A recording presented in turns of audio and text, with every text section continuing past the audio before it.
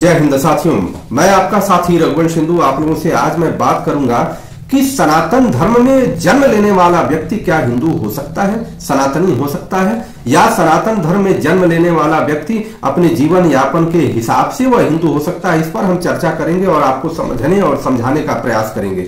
मित्रों, हमारे समझ से जो समझ में आता है कि कोई भी व्यक्ति जब सनातन धर्म में जन्म लेता है तो वह जन्म से तो सनातनी हो गया, परंतु अगर वो कर्म सनातन के रूप में या हिंदू धर्म के रूप में नहीं करता है तो वह हिंदू नहीं हो सकता। और उसकी परिभाषा क्या है? सबसे पहली बात है कि जो भी व्यक्ति सनातन धर्म में जन्म लेता है या हिंदू धर्म में जन्म लेता है, उस व्यक्ति की जो मूलभूत आवश्यकता है कि सबसे पहली बात है कि उसको सनातन धर्म के अनुरूप ही चलना चाहिए। अगर आप नहीं चलते हैं तो भी एक सामान्य परिभाषा दी गई है कि सामान्य रूप से उसकी अनुरूपता होनी चाहिए। और क्या अनुरूपता है? सबसे पहली बात, सनातन धर्म के हिसाब से आपका भाषा होना चाहिए, सनातन धर्म के हिसाब से आपका पहनावा होना चाहिए, सनातन धर्म के हिसाब से आपकी जीवन शैली होनी चाहिए। अब इन सबसे क्या मतलब है कि इसमें कौन कैसे किस प्रकार से परिभाषित होगा?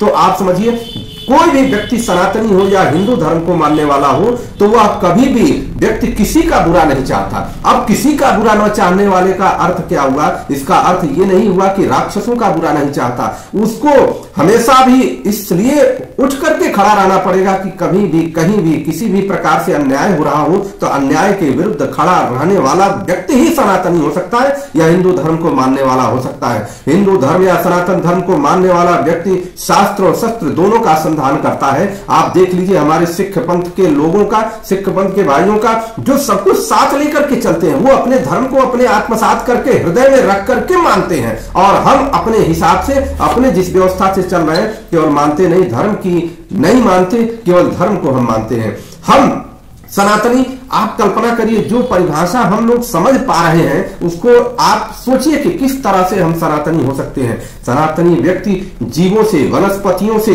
और मानवता से प्रेम करने वाला होता है। मानवता से प्रेम का अर्थ है कि जिस व्यक्ति से, जिस समुदाय से पूरी मानवता को खतरा हो, उस व्यक्ति या समुदाय को नष्ट करने का काम करने वाला ही सनातनी होता है। अर्थात किसी भी समुदाय से, किसी भी पंथ से अगर मानव जाति को खतरा हो तो उसको नष्ट करना कोई बुरी बात नहीं। राक्षसों का विनाश करने के लिए सर्वदा तत्पर रहने वाला व्यक्ति ही सनातनी हो सकता है। और कम से कम अपने इष्ट देव की आराधना उसे प्रतिदिन करना चाहिए। उसे इष्ट देव और असीम ऊर्जा जो पूरे ब्रह्मांड में फैला हुआ है, उस असीम ऊर्जा की आराधना करनी चाहिए, उस ऊर्जा से अपने तार को जोड़ना चाहिए। ऐसा व्यक्ति ही सनातनी हो सकता है। और किसी व्यक्ति को किसी भी प्रकार का लालच में न पड़ करके सनातन धर्म या इस समाज या इस सृष्टि की उपलब्धता को, समाज की